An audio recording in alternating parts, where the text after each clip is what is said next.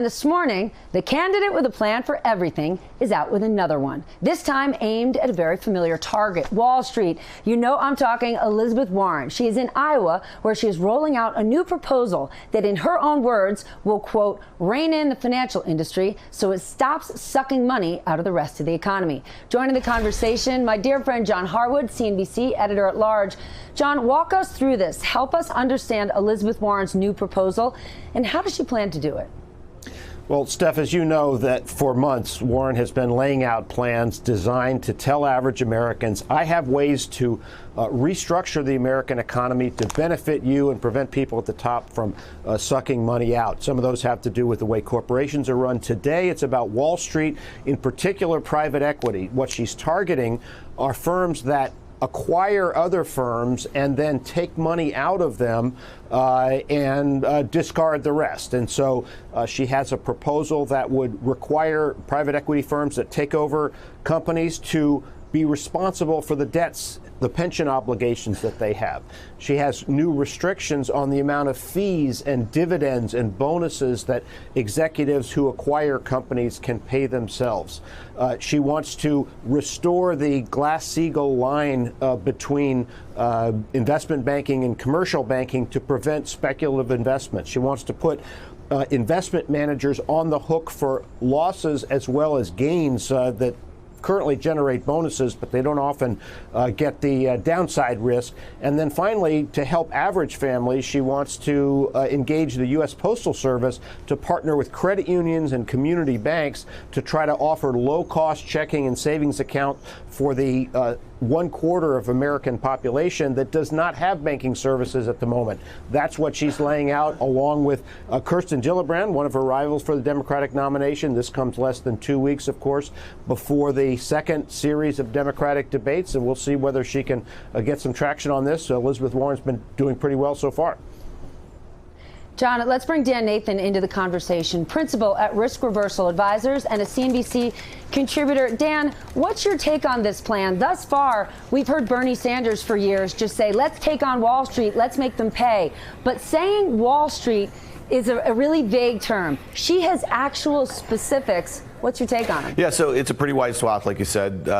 Here's the thing, right? I think there's some things in this plan, and obviously it's just rolled out right here, and she's doing this right now to kind of set her own agenda, like John just said, a couple weeks before this second debate here.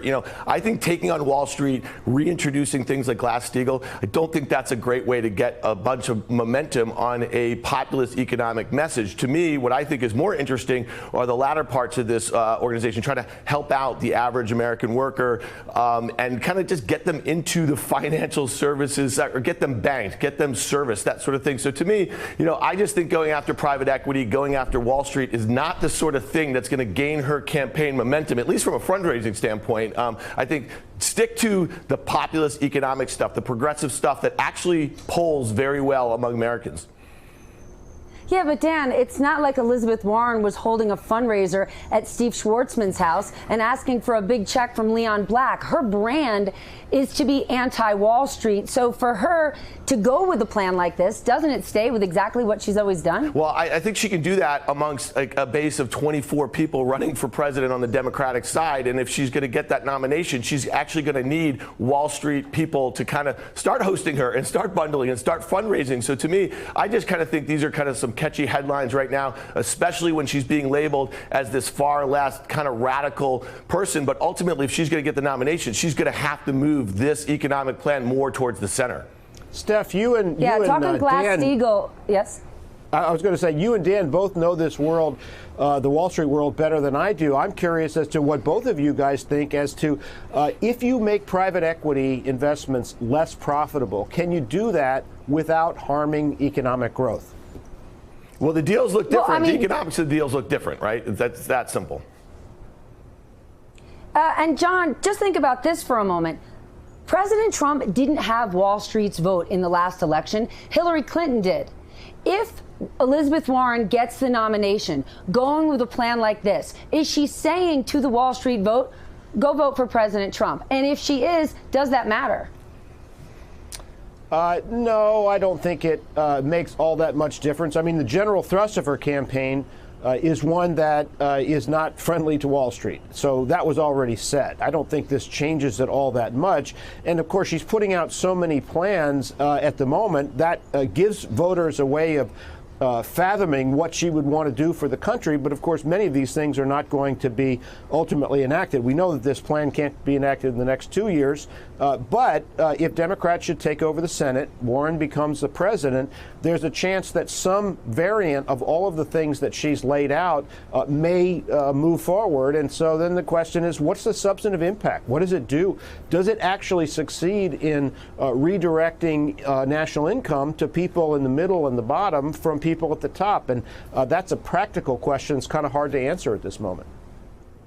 Dan, is she better for Wall Street than Bernie Sanders, or does it matter at a time when the president is painting anyone with a progressive agenda as a far-left socialist? Well, I think that's a pretty low bar to jump over. I think she's very much more favorable than Bernie Sanders, and I just think it's really important to remember this, okay? Right now, they know, the Democrats know what they're running against. They're running against deregulation, they're running against tax cuts, they're running against higher deficits because of all of that. What the whole Democratic field is trying to do is offer an alternative to that. This is exactly where they should be having this debate right now. Get the radical ideas out there. We know that there's a lot of stuff on the far left that really spooks a lot of Americans. It spooks bankers. That's what so they just have to move some of this progressive agenda to the middle. And I suspect, especially the way that Warren is polling right now, it's going that way.